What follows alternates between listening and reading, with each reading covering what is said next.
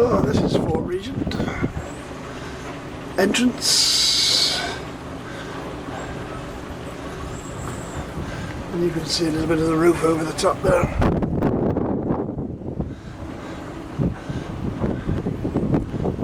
And then this doesn't really do justice to what the fort was. But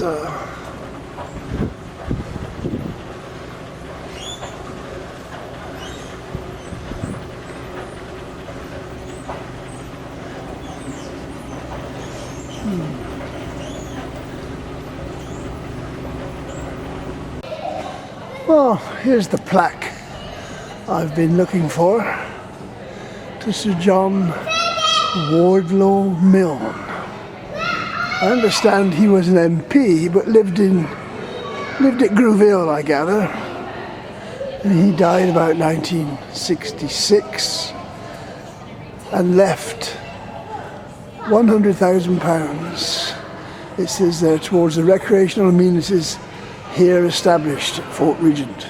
He didn't leave it specifically for Fort Regent, but apparently he got fed up with seeing people on holiday looking miserable, walking around in the rain with nothing particular to do.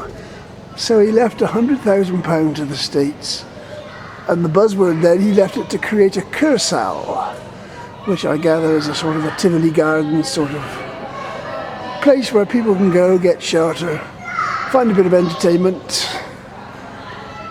But it had to be spent. His money was left. They couldn't drag it out.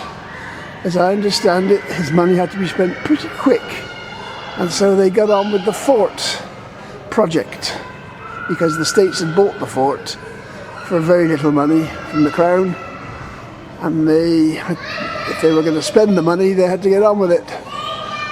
So that's what they did. And lo and behold, you can thank Sir John, perhaps indirectly, for my presence in this island, because I was recruited by the architect, Bill Davis, who found himself in charge of the project, to come over and help. In fact, I didn't do much work on the fort.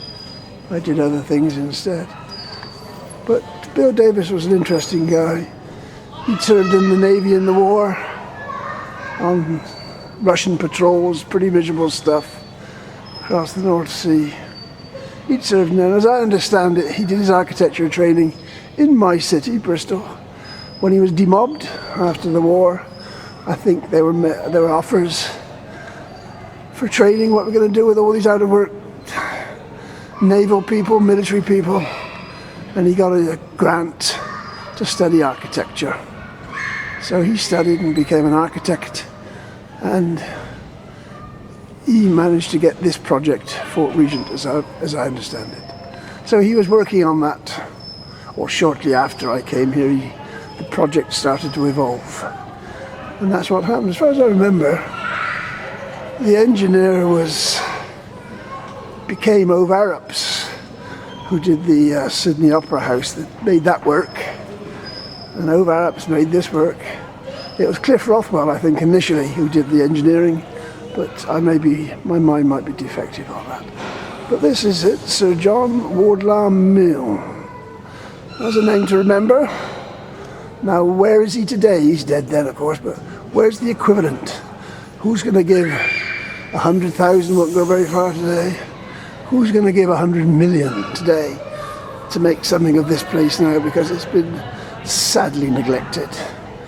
And I'm afraid our states will never put it back to what it should be. It'll never be a Kursaal in the sense that Sir John wanted it, or even Bill Davis wanted it. He had grand ideas. The project that he designed was never finished. So there we are. This is it. I mean, it's quite an unusual fort. Of course, it was never used in combat, apart from, I suppose, it didn't repel the Germans, did it? But there we are. That's it. Interesting, isn't it? Bit of history. Whilst I'm here in this area where this plaque is, I suppose the memorial, Bill Davis's memorial, is probably the building itself. But of course, there's a few drawings over there, contemporary, the original design drawings for the fort. But I haven't yet found any memorial to Bill Davis. Again,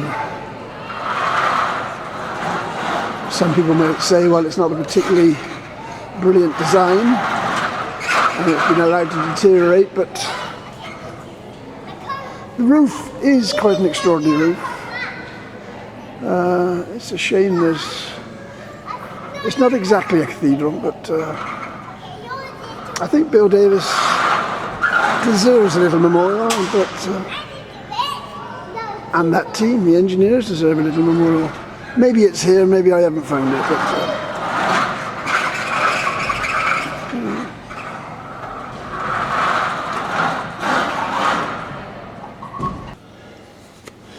yes, in the reception for the fort, they've got this book, which is Bill Davis's book. He became very devoted to the fort, and this is Bill Davis's book, a very interesting historic book. Bill Davis on Fort Regent. And it's available here at the Fort Regent for a very modest sum. I think it's £3, which is good value. It's a hardback book, well produced. So there we are, that's Bill Davis. William Davis, he's correctly called.